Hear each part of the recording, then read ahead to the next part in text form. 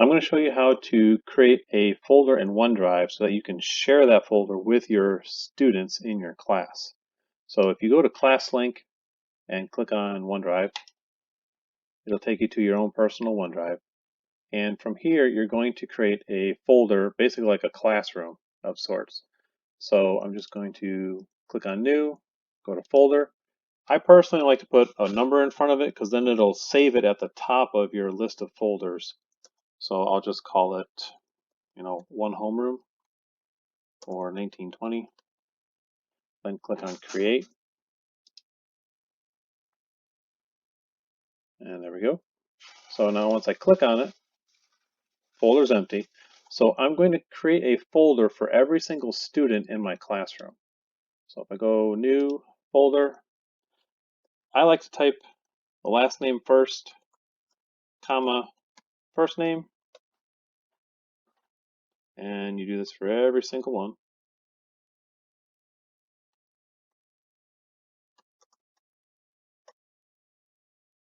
Just would help if you had your student roster next to you.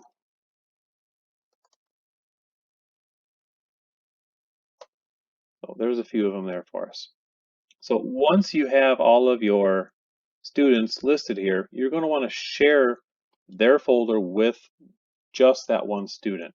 So if I go up to this one here, click on the share icon, all I'm going to do is I'm going to start typing in their username from Focus.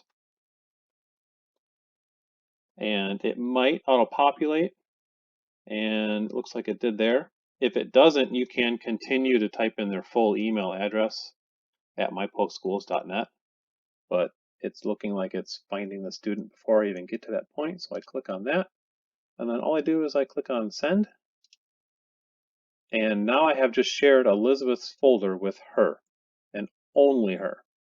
So I have to do that for each student, type in their name and send it to their email. So once I've done that, I'm going to go ahead and upload my folder here, and this folder will contain the things that I want my students to do for this week, or maybe for just a day. So I made a folder here called Week of April 20th. I'm going to go ahead and upload that into the classroom. I'll show you why I'm going to put it in the classroom here in a minute. So inside of the folder, I have a few assignments.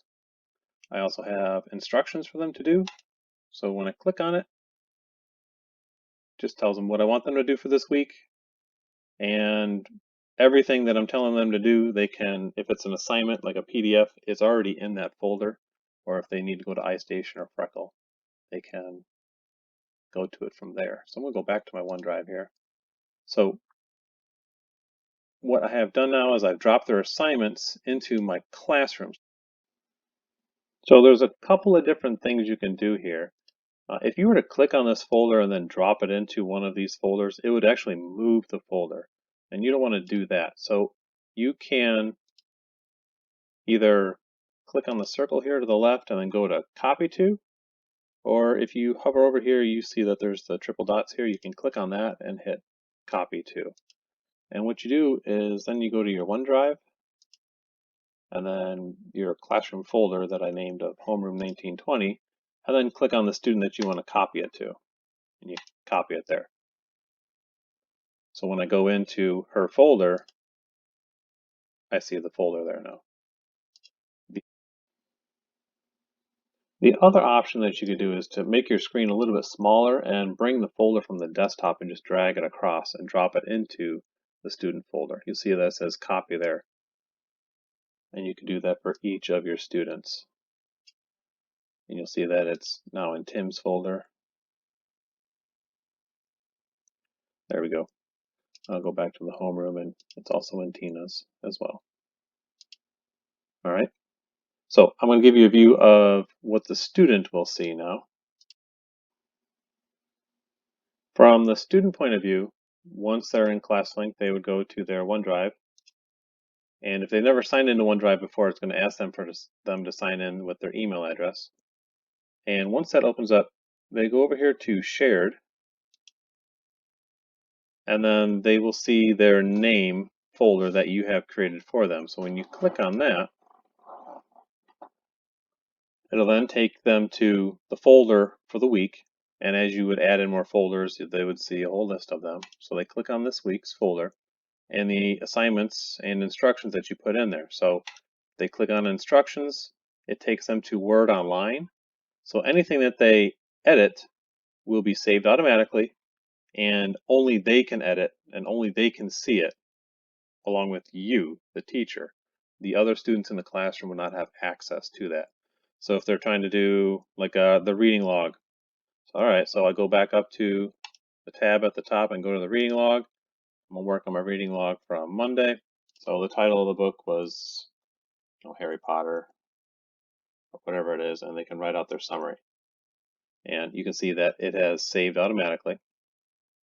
So when I go back to the instructions, looks like the tab is still open here. I can see, oh, math, reteach, R2 and R8. So I'll go back up to my OneDrive, the reteach,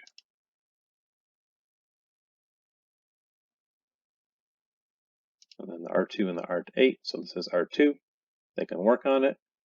They can open up a Word document from OneDrive from that folder if they need to give you the responses back in the Word document, or you can create the Word document and all they got to do is answer it in there.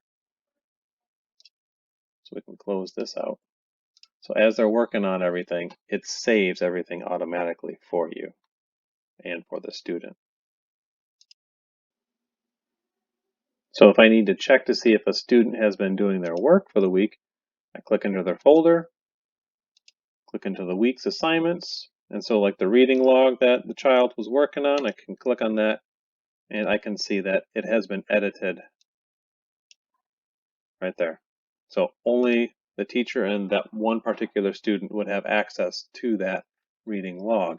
So if I went to click on a different student, I'll click on Tim's, and I'll click on his reading log, you'll see that it is still blank. It has not been touched.